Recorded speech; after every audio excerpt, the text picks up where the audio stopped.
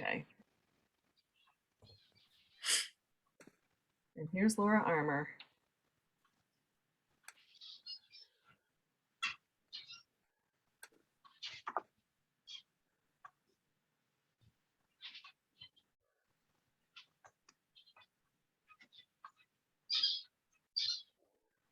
It's been a while since I've done a Zoom meeting with this many people, so I'm trying to remember my spiel on Zoom etiquette.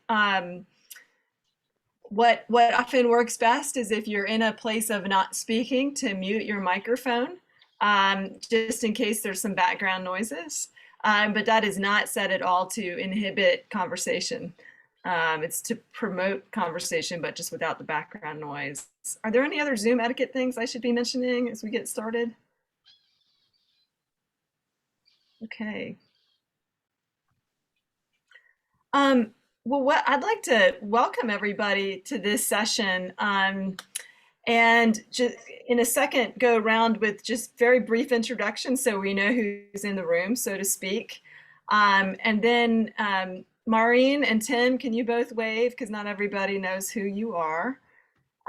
Maureen and Tim are joining me as practicing trained spiritual directors who both have different approaches and bring different gifts and experience to the role of serving as spiritual director or spiritual companion.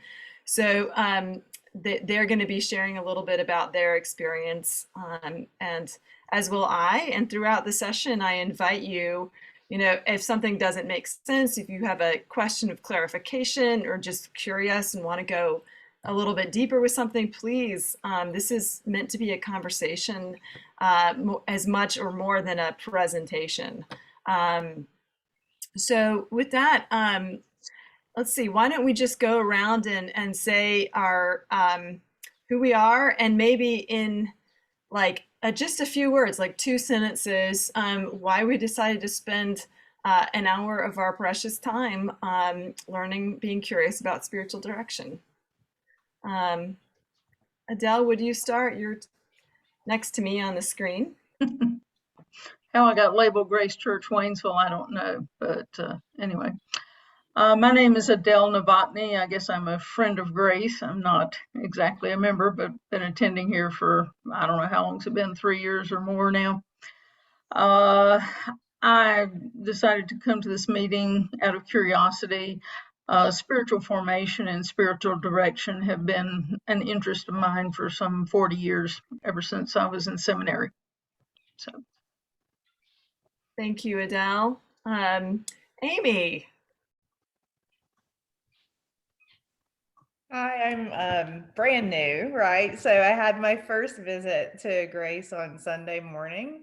I've been up in the mountains for over 2 years, maybe closer to 2.5 years now, and haven't been able to get out and worship because of the pandemic and for a number of other reasons. So I have watched some of the sermons from Grace, and I was confirmed in the Episcopal Church back in 2000. I have been open to this kind of work for a long time, and it's odd that so much has fallen into place right at the right time. And so I go to church, I hear about spiritual direction, and then I sign up, and it all kind of fell together. I mean, it's like right when I put one foot down, it's like the foundation comes right before I step on it. And so now I'm here, and I appreciate you letting me join. Welcome. Thanks. Carl. I'm Carl Matthews, and I am by church with my heart primarily belonging to Grace. And some of you know, I believe Maureen and Jocelyn know that I completed the spiritual direction training program through Shalem many, many years ago. But I have not practiced, nor have I been in spiritual direction for 5 years. So I wanted to, I came with a particular interest in the group spiritual direction, and seeing where all this may head for me. Thanks, Carl. Emily. Hi, I'm Emily Chatfield Lustow. I think except for you newbies, I think most of you know me. I been at Grace for about 10 years now, reared a Presbyterian, confirmed Episcopalian right after I came in. And I'm always looking for a partner in developing, strengthening, opening myself to God, a relationship with God. And I think of spiritual direction as a kind of hand-holding in that developing of my relationship. That's why I'm here. I want to hear how other people do it, and just learn. Mhm. Thanks, Emily. Madison. Hi, I'm Madison. I'm the Director of Parish Programs at Grace, and I am interested in this conversation because I've had two wonderful spiritual directors in my life, one of those being Tim. So I am happy to listen and to hear about other people's. Mary Beth. Hi, I'm Mary Beth Dorgan. I've been coming to Grace Church about 3 years now, maybe. I was just received into the Episcopal Church. That's about a week and a half ago. As Amy mentioned, it's just interesting to me how I'm just have kind of started deepening my relationship with God, and just kind of all these things just keep falling into place that just kind of dovetail into what some work I'm already doing with another group. And it's just like, oh, these things keep coming up that I just was piqued my curiosity and was called to come listen to what's going on here. Thanks, Mary Beth. And Laura. I am Laura Armour, and I'm here because I really don't know what spiritual direction is precisely. I hear other people talking about having a spiritual director, and I don't think I know what that means. So I guess I don't know if I should be directing or be directed. So hopefully this will help me. Thanks, Laura. Great. Let's see. Maureen, would you like to introduce yourself and maybe start with that first question we talked about? What's drawn you to this ministry and your experience of spiritual direction? Mhm. So I'm Maureen Hunt. I think I know most of you. So my involvement with spiritual direction began many years ago when I was initially a member of a religious community. And then as time went on, I had different spiritual directors over the years. And about the mid-70s, I was in a time of transition when I was receiving spiritual direction. And at that time, spiritual direction was really a tremendous help to me in discernment. And at that time, I left the teaching ministry and went into retreat work. And I continued with spiritual direction when one day my spiritual director talked to me about my pursuing training in spiritual direction, helping me recognize that what I was doing already, but did not realize it, was I was doing spiritual direction with different people at the time. And so it was in the mid-70s that then I did some training in spiritual direction and continued that ministry to this day. For myself, over the years, which I stopped counting, I go in and out of having a spiritual director. And the reason I distance myself and I get engaged again is because over the years, how I understand spiritual direction keeps changing, it keeps evolving, the same way that my understanding of spirituality continues to redefine itself as God changes me. Spiritual direction for me over the years has been invaluable.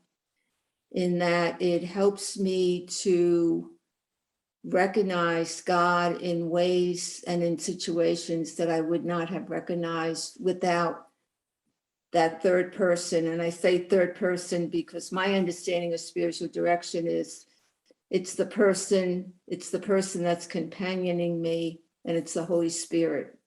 So it's a three-person. It has been a catalyst in helping to deepen my own prayer life and to recognize when I'm getting off the path and to find and explore ways to get back on the path again. So I've been very blessed over the years with a number of spiritual directors that have really and truly been channels of God's compassion and healing for me.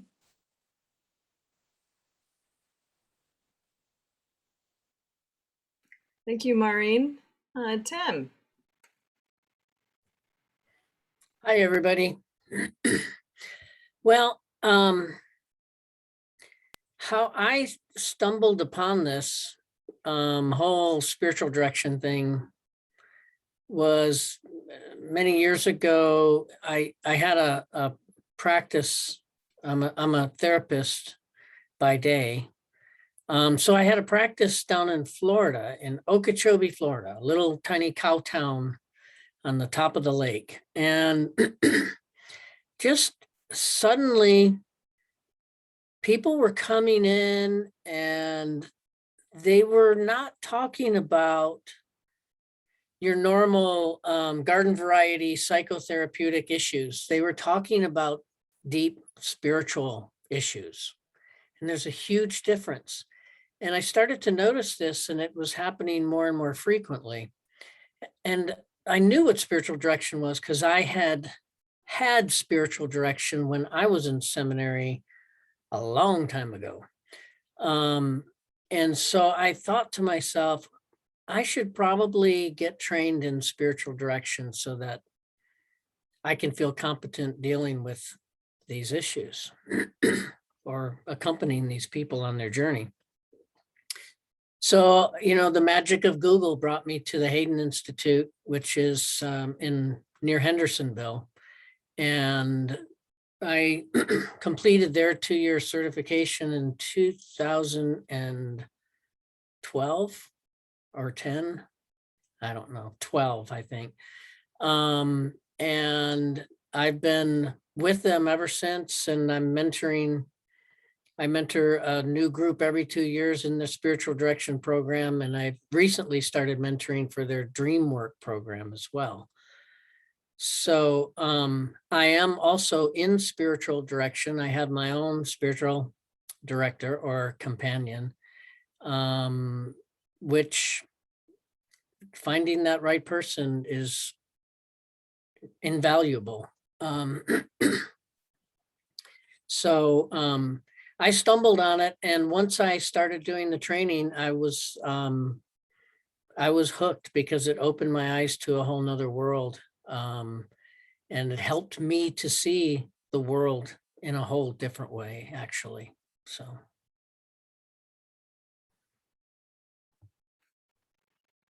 Thanks, Tim. I see that Laura's iPad, Laura, has joined us. We welcome you and want you to know we're being recorded.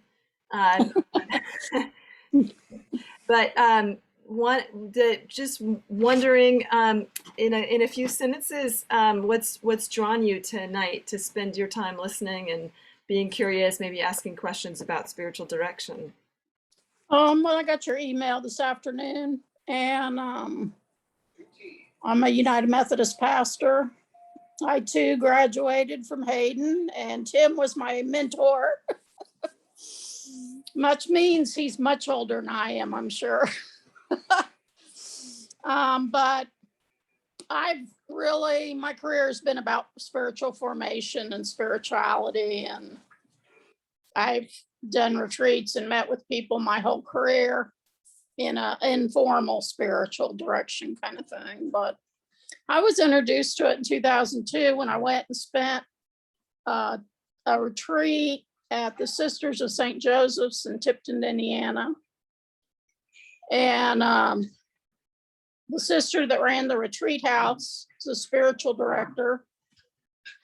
And I would go there several times a year and we would talk. And so she introduced me to spiritual direction and became my spiritual director.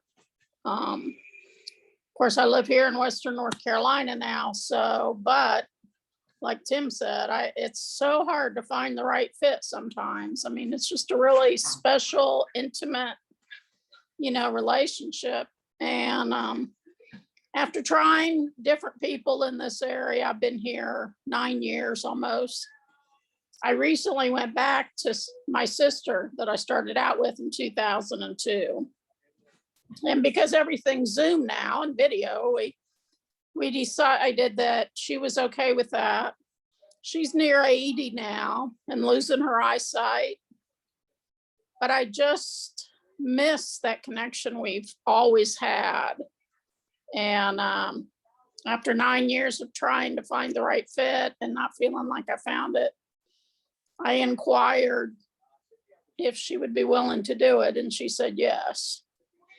And so for me, it's just been invaluable. I mean, going to a spiritual director, I see a therapist when I need to see a therapist. But spiritual direction for me is just so intimate and so personal. Just learning myself better and how I relate to God and my expectations and how to take that journey into a deep, deep place. I guess is what draws me to it, and wanting, and then being a spiritual director, wanting others to have an avenue to do the same, whatever that means for them. So I graduated from Hayden in the training, I don't know, maybe 4 years ago. I can't even remember. That seems like a long time ago. 3 years anyhow, but maybe 4. So I love wholly listening to people about, their relationship with God. And I love to be able then to share with someone about my questions. Thank you, Laura. You're welcome. Hi, Laura. Hey, Tim.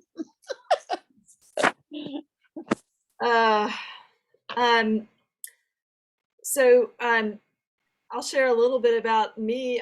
When I look back, I think my first spiritual director was probably my college chaplain, even though it wasn't, named as director-directee relationship, but we met once a month. And I think the spiritual task before me at that time was differentiating from my family of origin, which is also a therapeutic task, but it certainly, for me anyway, had spiritual elements.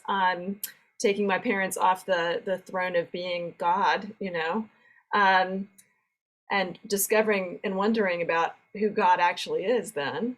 And since then, that was 25 years ago. And I've pretty consistently had a spiritual director over the last 25 years. There may have been a year or two when I haven't. But I think I've had 5 different spiritual directors, some of whom have had dual credentialing, like Tim does, who are therapists and spiritual directors, and some of whom have not been. And when I think about, what's drawn me to spiritual direction, or what some of the gifts are, certainly healing has been a tremendous gift. The process of having somebody listen and like a salve draw out some of the woundedness, or the sin sickness, whatever you want to call it, and not in a judgmental way, but in a very tender way of holding it. So I think healing has been a huge part.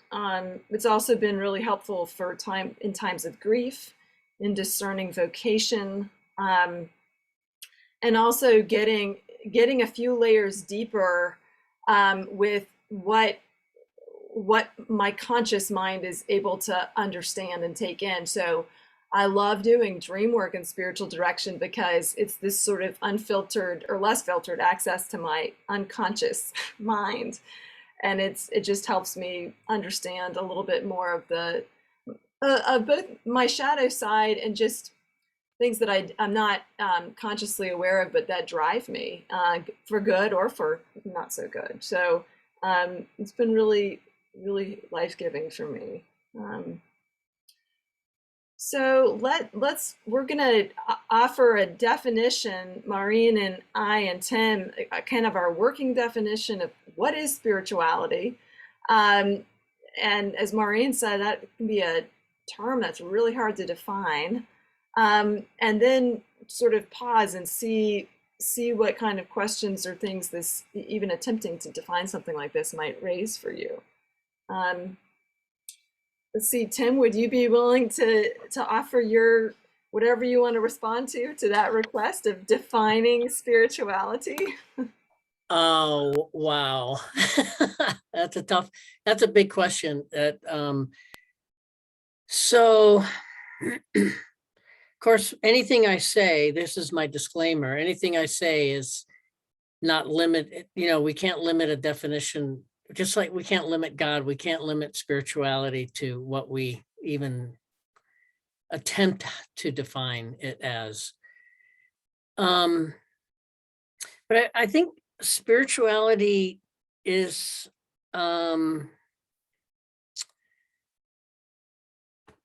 it's it's some of it's healing, it's re-entering the wounds that we've suffered in order to actively heal those, but also to see those wounds in a different and perhaps new context.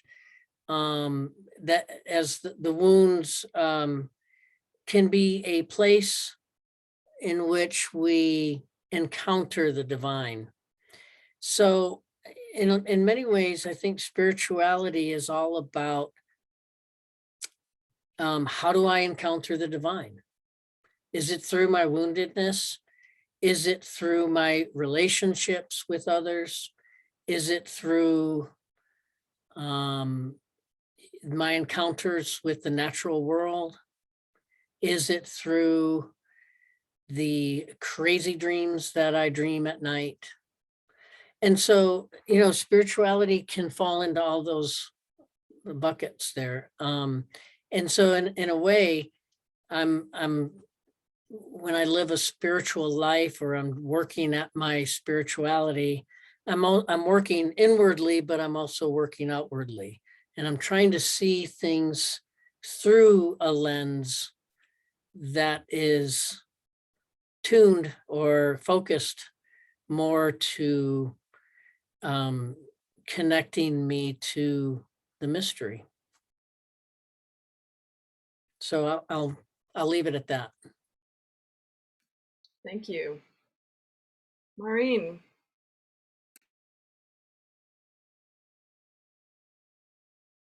You're muted, Maureen.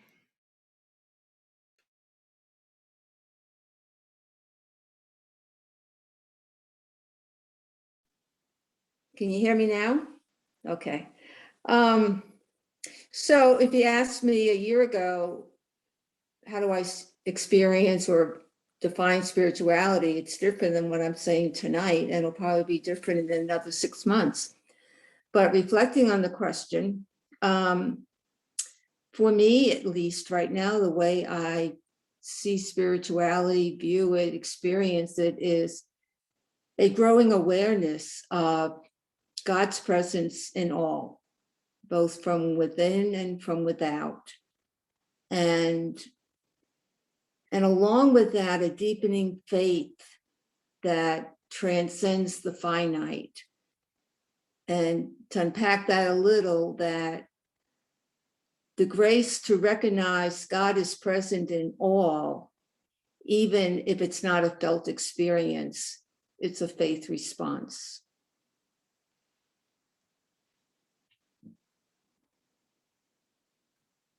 And to say more, I feel I would be marring something sacred.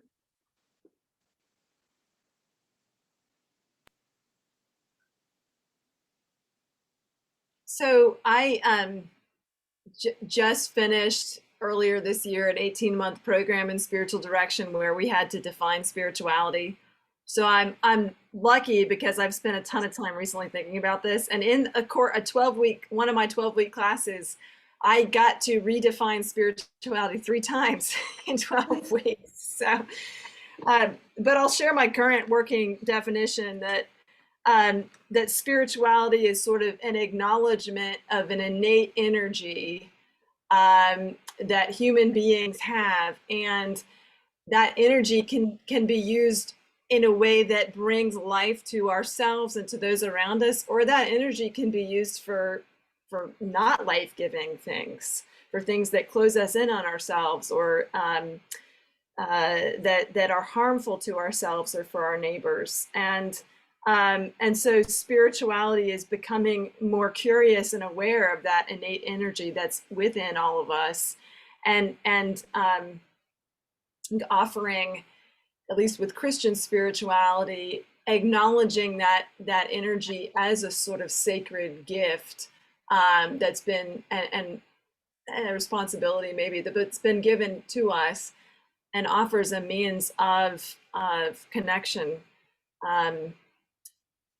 that includes, but doesn't always lead to, a felt experience of the divine. So getting beyond the head, beyond affirmations, I believe X, Y, and Z, to a deeper heart level experience. So that's my current 2-wordy definition of spirituality.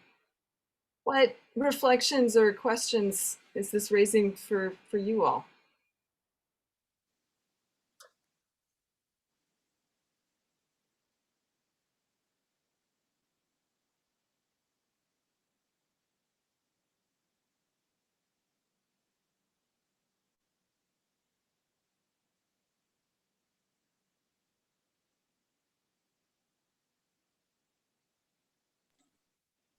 Would you say that spiritual direction is, you mentioned it being more heartfelt, and this is really to anybody, I guess, but do you feel like that's more an emotional response than a rational response? Anybody want to take a stab at answering that?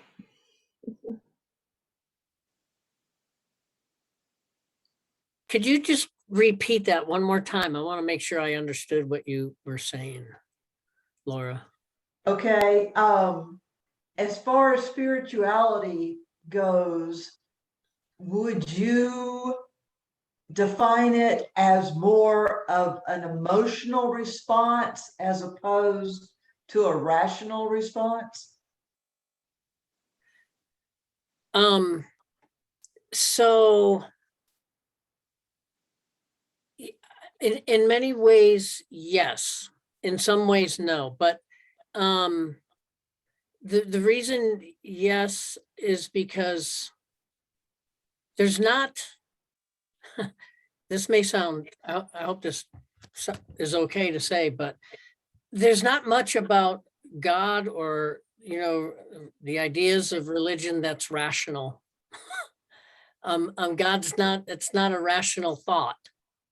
If you think about it, the resurrection is not a rational thought.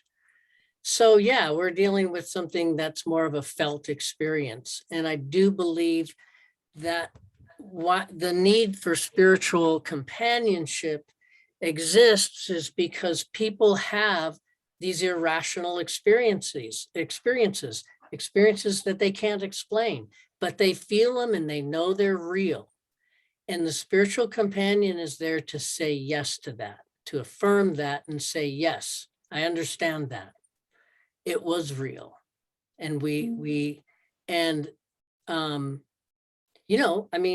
enough of those irrational experiences. We might start to think that, something's wrong, but it's not. Spiritual companionship is really about saying, no, that was right. And it's okay. We help them name those experiences, which I think is critically important. Mm. Maureen, do you want to respond? Yeah, I guess what I want to say, Laura, is I think it can be both. I think it can be both a heart response and a rational response. And it comes back to each one of us really, wherever we are on our path in life at this moment, is challenged to define what spirituality means to you right now. And whatever it means, it's not a right or a wrong, it just is. Mm. And there's part of me that wants to quibble a little bit, Laura, with even though it's just the cultural air or water we swim in or air we breathe, whatever metaphor you want to use, for even the differentiation between feelings and thoughts. I mean, for me anyway, I experience feelings and thoughts as so intertwined. But so the word like meta rational, or that great word metaphysical, comes to mind, where it's not that it's not rational or not feeling, but it's meta. It's more than that. It transcends that. I'm naturally, some of you know me, I'm a head person. That is my comfort zone. So part of my work in spiritual direction with a caring companion is to be invited over and over and over again to what do you feel about that? Where is that in your body? And the first time a spiritual director asked me that, I was like, that's the dumbest question. What do you mean, where do I feel in my body? Right, but that's like, it was such a great question, because it's the person saw that there was a cutoff part of me that needed some circulation, and so I don't know if that helps, but just that's my own thought experience feeling.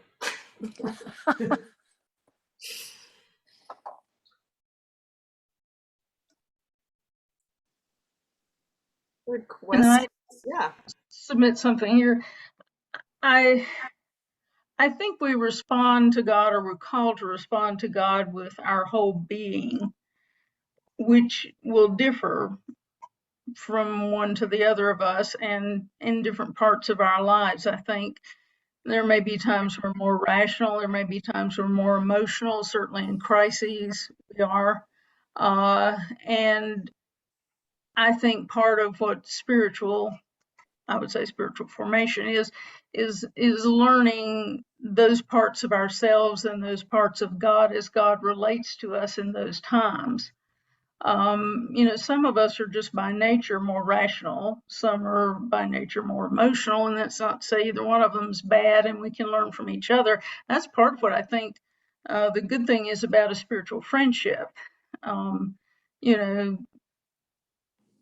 I and whoever I might be spiritual friends with may be very different personalities, but that may be able to inform and to correct ourselves, as we learn to know more about what God is and to be accountable to each other with what our experiences are, so that we're not often in a cave by ourselves doing our own head trip, maybe, but in companionship with somebody else so that we can learn from them.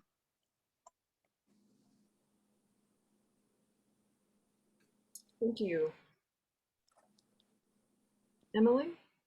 I want to say a couple of things. One, I want to go back to what Tim said earlier when he was introducing himself and talking about spotting something else going on in therapy that was a call from the client, if you will, to something deeper than therapy. Because I experienced that in my own therapy and kept running into a wall with it. And I defined it as God hunger. I had worked out so many of my issues that I needed to work with a therapist, and I had a strong relationship with a Jungian analyst. And and she encouraged me, but she named it, she defined it, and she said, "This is God hunger. And as much as I can help you, I will." But she wasn't a spiritual director. And I went for many years, and I came here finally, and I have one now. But what I have to remind myself, it's not just the relationship with the partner. They're a guide, they name things they see. in me, and they give me their experience, which helps me define what's happening in me sometimes. But I'm constantly being made aware that I'm in a relationship with God. This is what it's all about for me. It's about being in a relationship with God. And what if I'm hungry for God? Who is God in my life? What is God saying to me? What is God giving me? What has God already given me that I don't know about, or that I have been using and denied? Just all of that. And it's very life-changing, dramatically for me. It builds, I've spent my life looking for love, wanting love, and being loved by God, and not even being aware of it. And when I started to be aware of it, it was like a mushroom cloud. It was an amazing experience. So maybe this is an advertisement for spiritual direction, but I can't say too much about it myself. And I think I'm a rational person, but I'm a very heart-driven person. So a lot of what I believe in terms of dogma is just all over the map. I'm not a scholar. I'm not a religious scholar, but I have a relationship with God and a group of people to talk about it with. Thank you.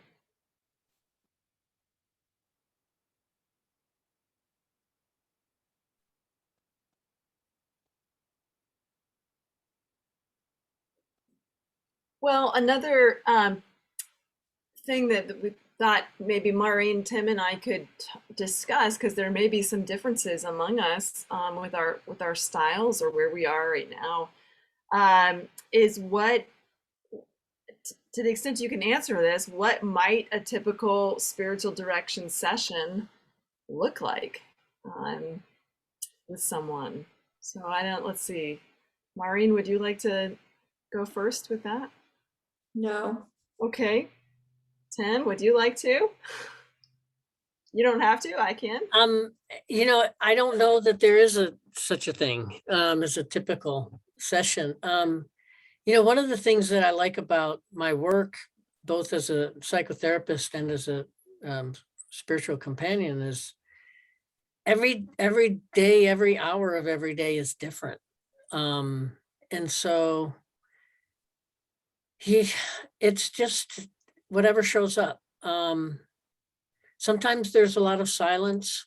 Sometimes there's a dream. Sometimes there's a struggle. Sometimes there's just tears. And they could be tears of joy as well. So that's a really hard question to answer. But typically, what the way I have things set up is I will have an empty chair in the room. Other than the chairs that I and the other person are sitting in. And that's just symbolizing the reality that spirit is present, as Maureen mentioned.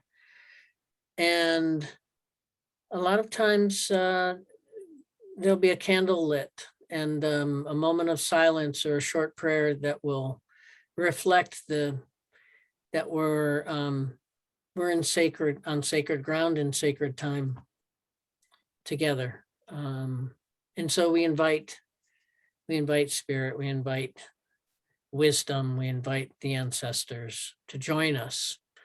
And so quiet reflection can be built into a typical spiritual direction session. Beyond that, it could be anything. Yeah.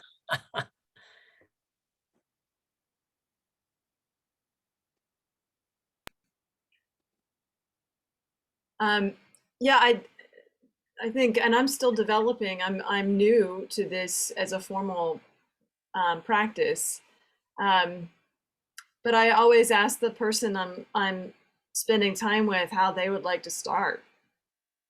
And sometimes they are just rearing to go, and they just go. And other times they want to start with silence. Some people like me to begin with a prayer or a question.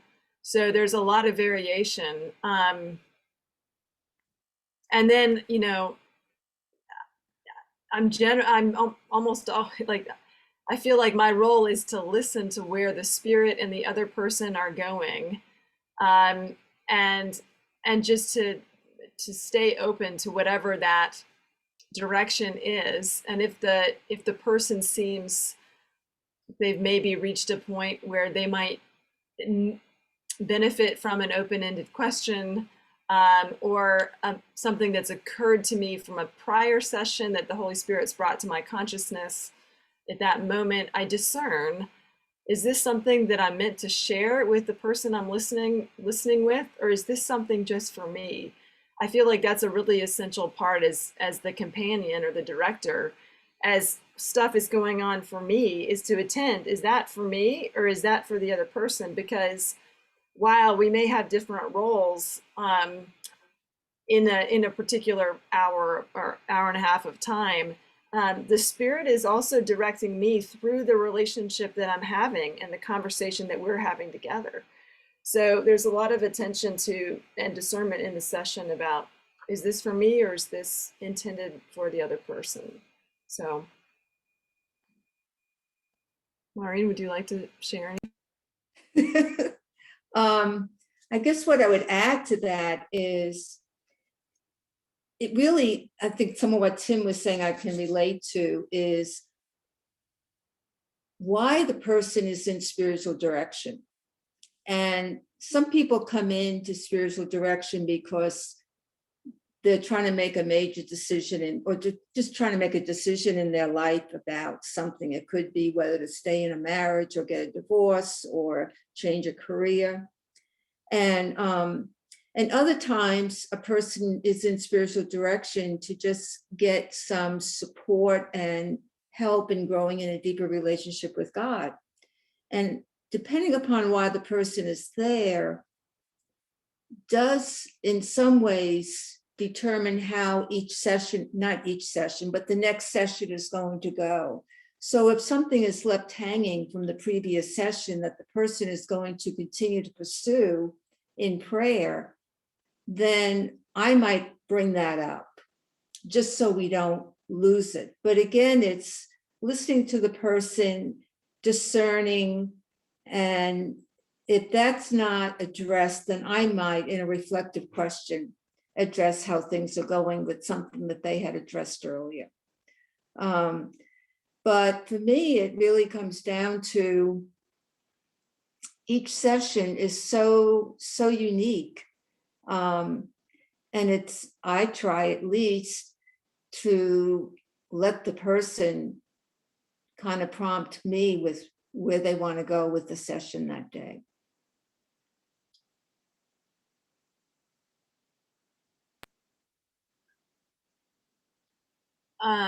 Oh, somebody else is joining us, Joanne.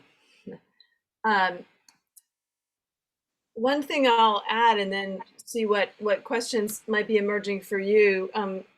One of the reasons why we're offering this tonight, in addition to it just being a quiet ministry that often people don't really know much about, and just me wanting to sort of evangelize, share the good news about this as a possibility for people. It's not for everyone. But Grace is discerning whether or not there's energy for a group spiritual direction. One of my discernments has been that as a priest, I feel like it's a conflict for me to see people one-on-one for direction who are also parishioners. However, I do feel that I could facilitate a group. And so a typical group spiritual direction session would involve silence, somebody speaking uninterruptedly for 5-10 minutes, generous period of silence, 5-10 minutes of the group responding to what they hear the Spirit saying or questions they may have, more silence, and then another person sharing. So ideally the group size would be somewhere between 3 and 5 people. And the sharing would be similar there, but the responses would just be a little bit more varied with a larger group. What questions do you have? What curiosities or about whatever?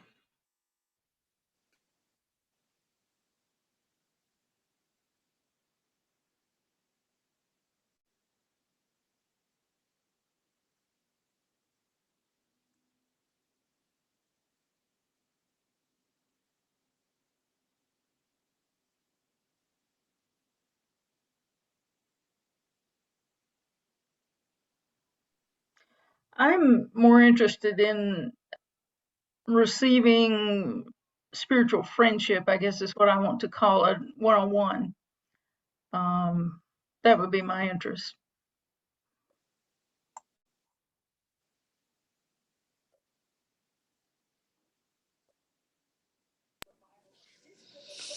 I would love to be part of a group. I've done groups before, but I would love to have a regular spiritual direction group of 3 to 5 people that you can covenant with and walk, journey together with. I was part of a art and spiritual direction group, which was phenomenal. And I just miss it. And it was just once a month, but I've just missed it a lot. So I would love to be part of a group if that's something y'all decide that you're going to do.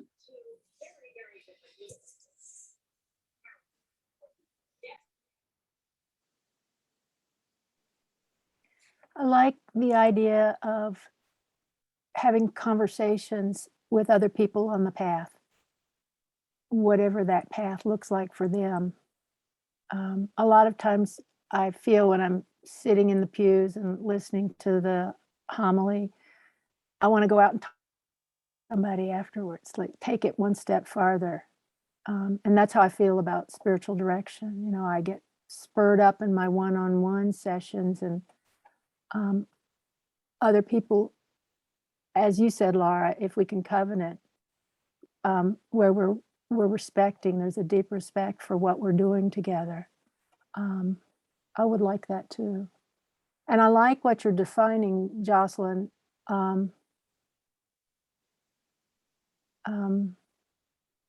Yeah, I think that would be very a growth experience for me to learn how to listen more deeply.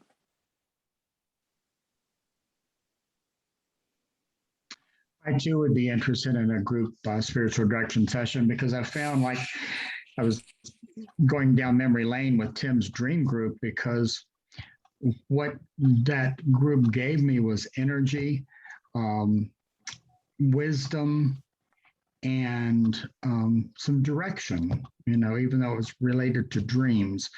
But I also tend to be supported by those around me. So I would be very interested in group.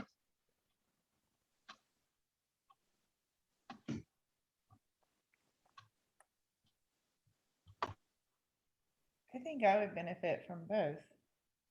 I had the closest thing that I've experienced to this was in a servant leadership program where we had a cohort that traveled over time through different sessions, and that to me was the time in my life where I grew the most spiritually and developed, and so I see the benefits of having friends and multiple companions to be able to hear, because different ears may hear different things in what I'm saying, and but I also appreciate a one-on-one as well, to get in depth and to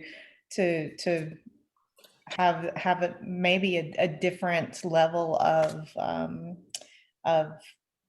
guidance and direction. So I'm gonna select C for all of the above.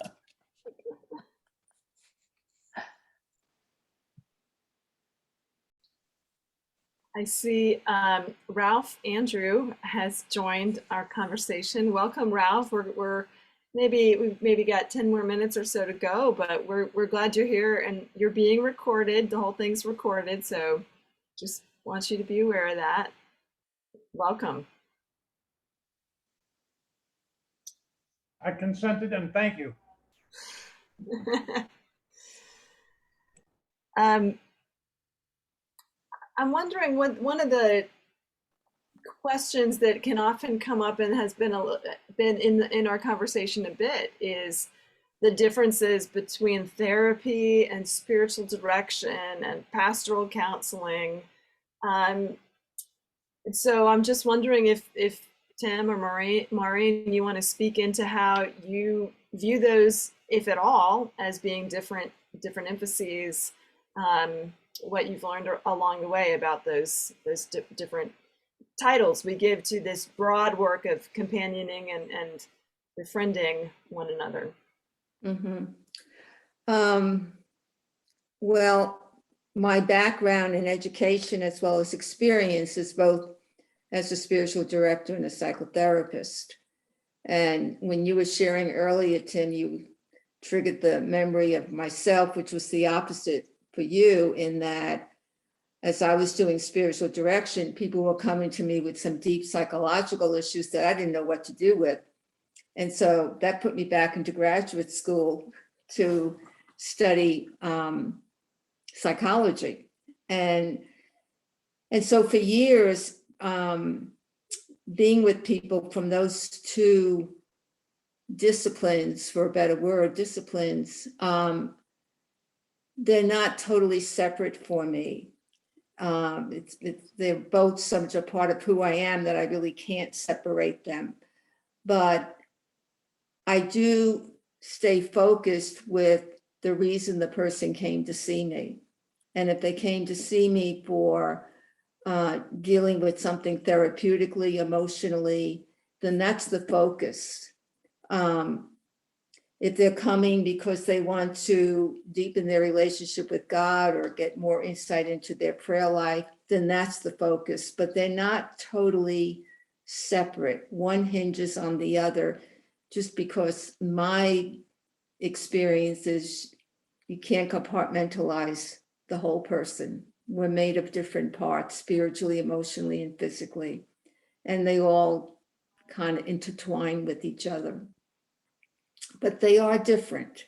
One obvious example is that a person that comes into therapy, typically the sessions are weekly, at least for a while. A person that's coming for spiritual direction, the frequency of meeting is typically every month, every 6 weeks. So that's just a very practical difference because it's a very different kind of focus. I read something not that long ago, which was a pretty good image for me anyway, that when you come into therapy, you're like a tree and there's a branch that's broken and you go into therapy to fix the branch. If you go into spiritual direction, you experience the Holy Spirit breathing in and out of all the branches, including the broken ones. So they're all one. So that's some of how I see both the similarities and the differences.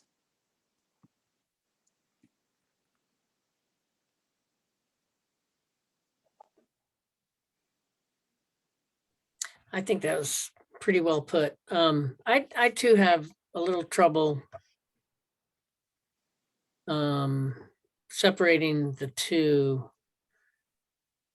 I only because that I believe that as a psychotherapist, psyche is a Greek word for soul. So I believe I'm doing soul work. And whether it's in spiritual direction or in psychotherapy, but the way I try to keep it straight is if someone comes for psychotherapy, usually there's a problem to be solved. And this may be totally oversimplifying it, but usually there's a problem to be solved. If someone comes for spiritual direction, they want a deepening of their relationship with the divine. And that's never a problem. That's never a problem. So it's So it's sort of an orientation from the outset that I'm about to take my first steps on a journey that I think I need to take, as opposed to, how do I solve this relationship issue, or how do I stop feeling so depressed or so angry or so. Spiritual direction is a whole different orientation from that.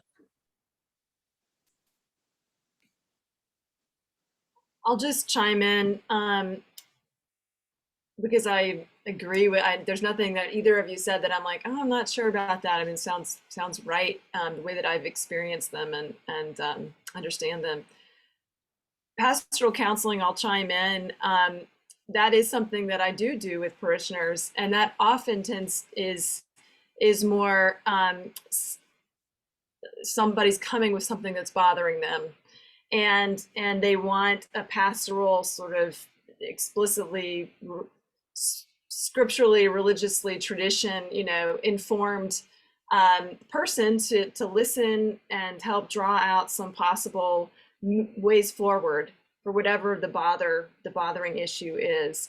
And typically pastoral counseling, well, I wouldn't see somebody more than 4 to 5 sessions, because if I needed to see them for more than that, I'd really need to refer them to a qualified therapist, which I am not.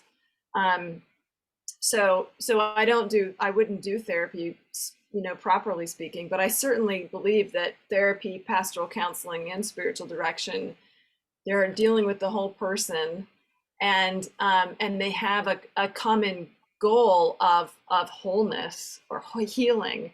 The word for healing, sozo, in the New Testament also means wholeness, and I think that all of those different areas are working towards greater wholeness, which I think is God's desire for us.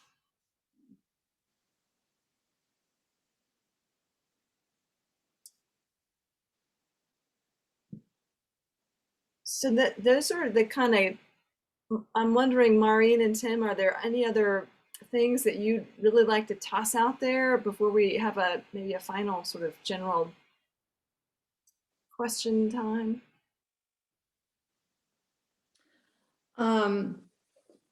Some of you may have heard this term, but I heard it some years back. The term a spiritual midwife,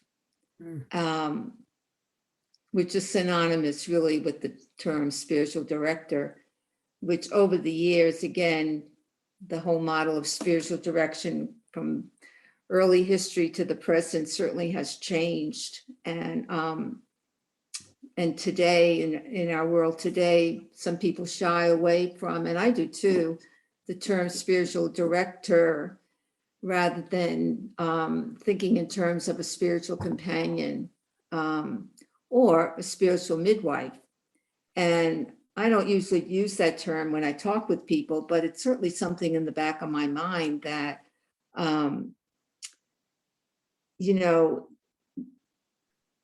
for each of us on our journey, we go through times of labor because there's something ready to be born within us. And a spiritual companion is like a midwife, like a coach that doesn't lecture, that doesn't preach, but is there with you. And sometimes it's just like the Lamaze method, is breathing there with you as you're giving birth to something that God is bringing forth within you. And my other belief for many years is that what the person is seeking, they already have. And my role as a companion is helping them unlayer whatever is masking over that new part of themselves that's really their true self that is trying to be born within them. And it's God's work. And it's for me, it's a very, very sacred gift when someone invites me to share their journey.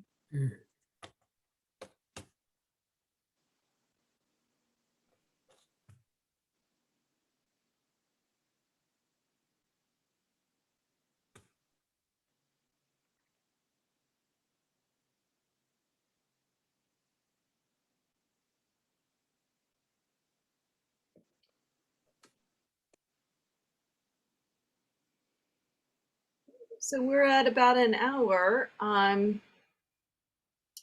Questions, curiosities, things that have been percolating that you're hoping to be able to express. If the group spiritual direction is to take place, do you envision that? I think I saw 9 months, but do you envision that on a weekly or monthly basis, or what would be the frequency as you see it? I think it would be a monthly basis.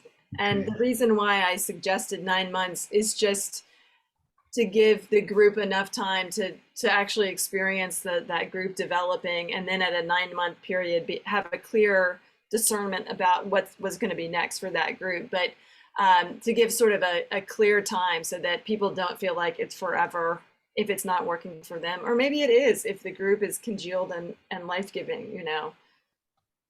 It also coincides with the midwife, 9 months, right? Yeah. And then my other question is, this way back in the day was a sensitive issue. Are there fees involved for one-on-one spiritual direction and then group spiritual direction? So I can answer, if we end up offering one at Grace that I'm facilitating, there would not be a fee related to, it'd be part of the ministry of the church. So it just, our general support of the church would be funding that. And then my own practice, because I do have a couple of individual directees, is I work on basically a sliding scale, and but one person I charge and one person I don't charge, so it's very subjective. But it's also not my full-time gig, so I'd be interested in hearing Maureen or Tim's responses.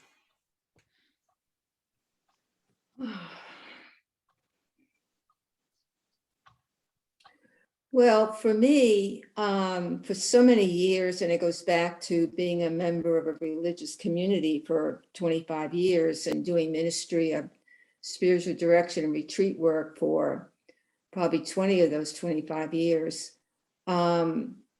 we just didn't charge people. And so then when I, as some of you know, left the community and then got married, and God gifted me with being able to continue the same work that I was doing, which was psychotherapy and spiritual direction, then I had to learn how to charge people because I had bills to pay. And it was very awkward. And so coming up to the here and now that I'm retired and I do see some people for spiritual direction, I kind of leave it up to the person. There was a time when I would ask the person to make a donation to one of the church organizations at Grace, and whatever they wanted to donate, that would be fine. So I can't say I have a set protocol. I don't.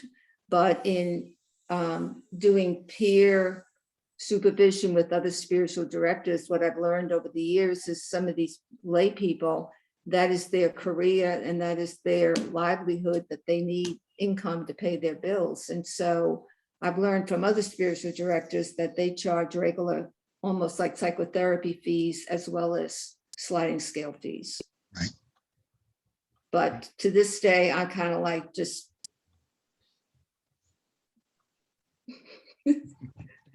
I don't have anything said.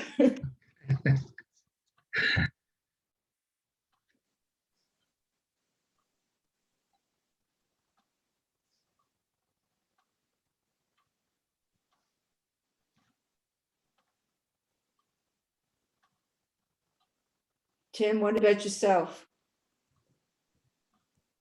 I was hoping I didn't have to talk about money. So, well, I have bills to pay. So generally speaking, yes. That's not to say that there aren't folks that I have a good handful of people that don't pay anything.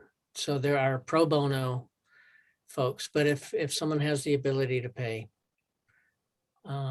we find a way to do that. It's just my reality. I've never not paid, except when I had a college chaplain. I've always paid for spiritual direction over 22 years of it. I've always paid. Yeah. Thank you for that. Thank you for asking the question, Carl. It's a good question. Others?